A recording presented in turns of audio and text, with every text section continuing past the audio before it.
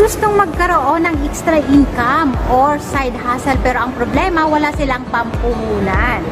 Hello everyone! Good morning, good afternoon, and good evening sa lahat.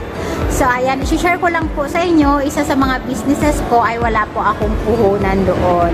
Lalo na doon sa services ko, yung pagsusurprise, sa totoo lang po, wala po akong puhunan dyan. Gumawa po ako ng Facebook page ko.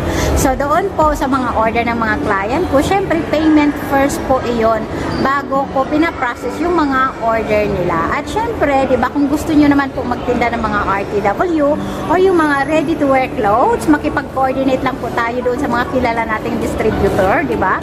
Ipo-post natin yung mga paninda nila at syempre, di ba, payment first din uli bago natin i-deliver yung mga item or yung mga goods na order ng mga customer o mga kliyente ninyo. Kahit naman po sa ticketing business, di ba?